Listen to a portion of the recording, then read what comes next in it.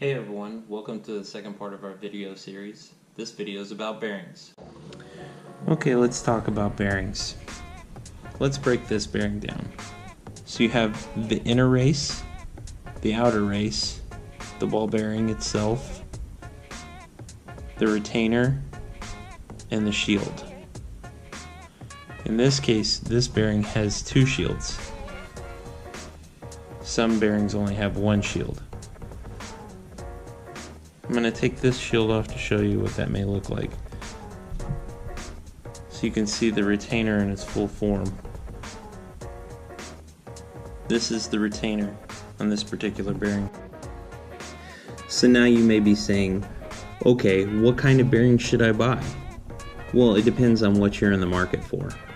If you decide that you want to go for a Swiss bearing, then go for a Swiss bearing. If you want to go for an ABEC rated bearing, then go for an ABEC rated bearing. One thing I always tend to look for whenever I'm buying bearings, if I want it to last longer, is I want to look for a bearing that has shields on both sides. As you can see, most bearings that you will see will have a shield on one side and no shield on the other side. They will just have an open race and you can see the retainer. That's not bad, don't get me wrong. It's not bad to have a bearing like this. And it's not bad because you would be placing this inside the wheel, but having that extra shield on the inside that covers up the race makes it that much safer and keeps the debris out. Something else it also does is it keeps the lubricant in, keeps you from losing the lubricant. So whenever you're buying your bearings, take a look at them and make sure they have a shield on both sides. That means the bearing's probably going to last a little bit longer and you're going to get a little bit more life for your money. Let's talk about Swiss bearings for a second. So you may be thinking, well, I don't have ABEC rated bearings, I have Swiss bearings. So let's talk about Swiss. Swiss is not some specific bearing rating that was designed by the Swiss or even a classification. This type of bearing is just a high-end bearing that companies give the name Swiss so that it can be their top-end bearing that they sell. And over a period of time, since Swiss bearings come out, this is like the go-to top-rated bearing. Usually it means that the inside of the bearing is made of a little bit higher quality steel, or the balls are polished a little bit higher, or even what the bearing is packed with. In this case, both of these bearings are made by the same company, and they're also sold by the same company. And if you look at these two bearings, this bearing here, the balls inside of it are polished a little bit higher than these are, and I'm assuming that the races are polished a little bit higher as well. You can also see that this is a grease packed bearing and this is an oil packed bearing. You may not be able to tell by the video, but there is grease inside this bearing. It's a very thin, clear lithium style grease. Okay, one last thing to talk about before we get into the hands-on cleaning portion. When should you clean your bearings? How often should you clean your bearings? I'm a firm believer in cleaning my bearings before I even use them. Reason being said is because all bearings are made in large manufacturing facilities. Some of these facilities are not as clean as others and don't take as well care of their bearings while making them. This being said, there could be particulate inside your bearing. Have you ever bought a brand new set of bearings, put them in your wheels, skated around the rink a few times, and you get this clicking noise? That's probably because there was a small piece of particulate inside the bearing that was not cleaned out before they put the lubrication in. And once they put that lubrication in, it got stuck inside the bearing. Now, once you put your weight on the bearing and rolled, you mashed that piece of particulate into the race or onto the ball, which is causing it to click, which has basically made your bearing not so smooth. It hasn't ruined it, but it's made it not so smooth. And let's face it, whenever you spend a lot of money on bearings, you want the smoothest roll possible. You want the most effortless push for your buck. So, talking about cleaning. It's all in a personal preference. You can clean your bearings once a week, once a month, once a year, or some people don't even clean their bearings at all. They just replace them whenever they get bad. Something else I'd like to talk about, that hiss sound that you get whenever your bearing is spinning. This sound right here makes that sound. Okay, so that sound is actually not really good. A lot of people think that that sound is great and it means their bearings are moving fast, but what it actually means is your bearing is dry and it needs lubricant.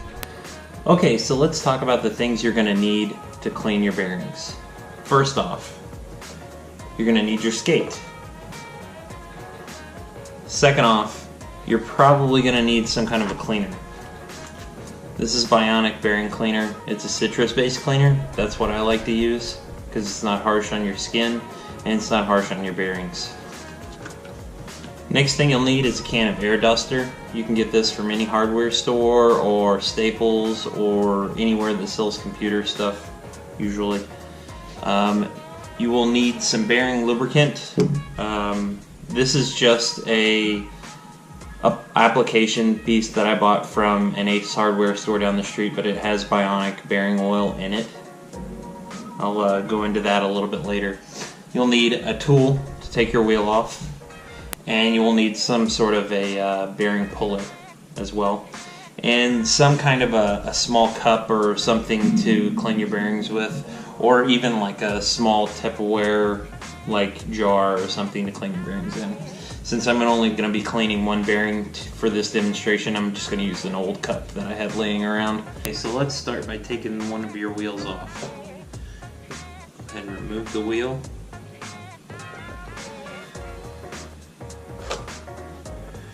Set this skate back out of the way. Then you'll need your bearing puller. Pop the bearing on.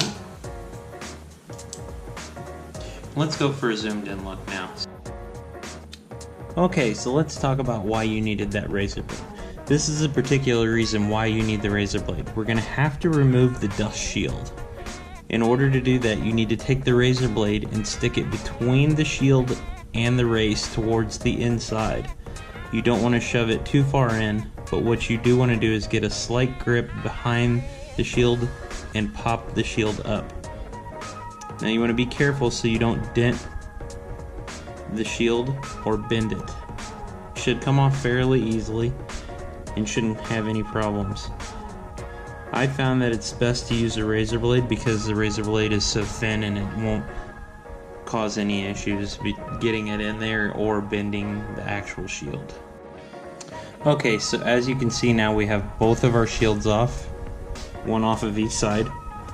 Next thing you're going to need is your cup, or what you're going to put your cleaner in.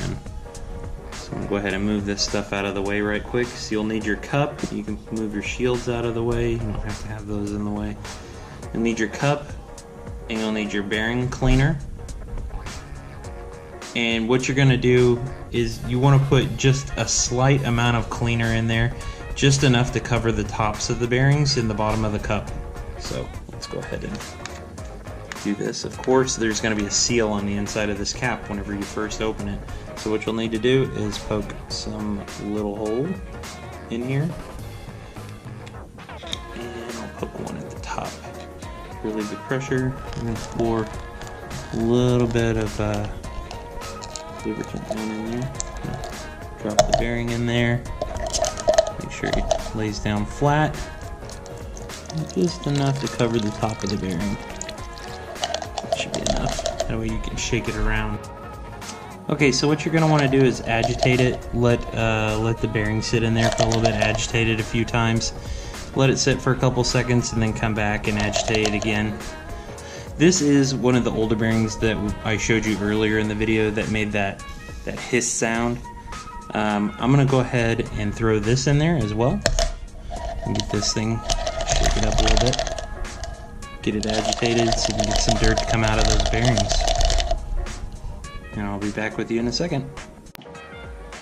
Okay, as you can see, we've moved to the kitchen now, the kitchen sink. So the next part we're going to do is agitate a couple more times, and then what you're going to want to do is pull the bearings out of the cup, and you're going to want to give them a light scrub.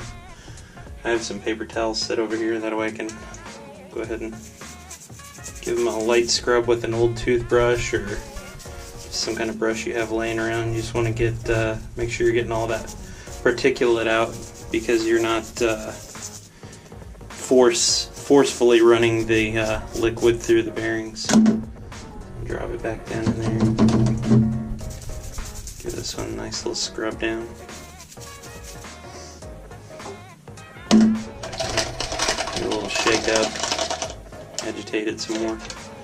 What you're going to do is you're going to go ahead and pull the bearings out. I don't know if you can see down in there or not, but there's some little floaties in there. So this one bearing was pretty dirty actually. The water didn't actually, or the cleaner didn't actually turn, but it was actually pretty dirty. So next thing I'm going to do is we're going to go ahead and wash the bearings off using hot water. You want to get all of that cleaner out of the bearings.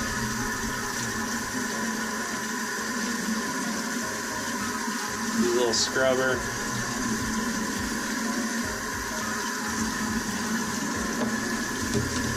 We don't drop the bearings down in the garbage disposal, that'd be bad. So we'll go ahead and scrub them. Nice warm water there.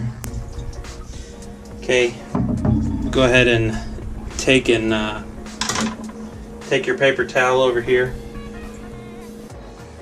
Okay, so you're going to take your paper towel. You want to go ahead and clean your bearings off. Get as much of the the substance and the cleaner and the water out of them as you can. Okay, so the next part, you're going to take that air can that we were talking about. You're going to go ahead and you'll have this little straw. You want to put the little straw in it. And this is to get all of that water that you just put in your bearings out. And what you're wanting to do is you're wanting to direct the airflow into the bearing and make it spin. Kind of like this.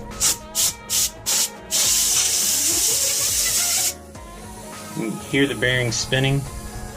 And you also notice that your hands are really wet now because all the water is just blown out into your hand. You see the bearing spinning again. We'll go on and do that to the next one. Flip it over.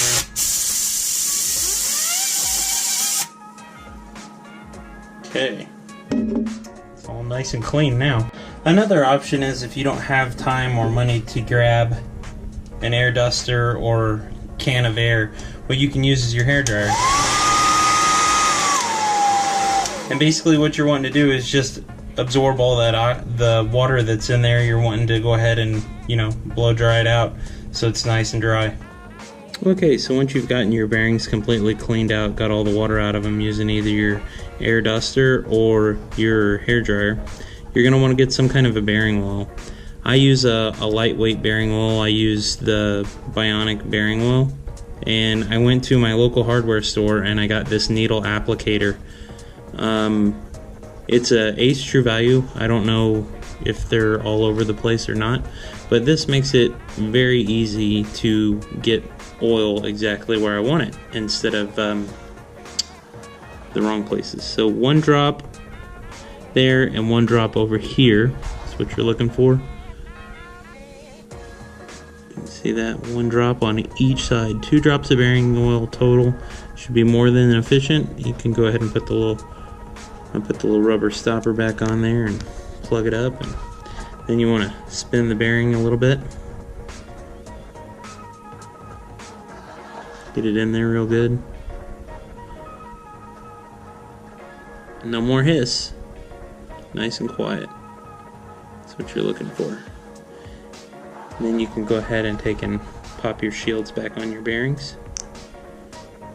They should go on very easily.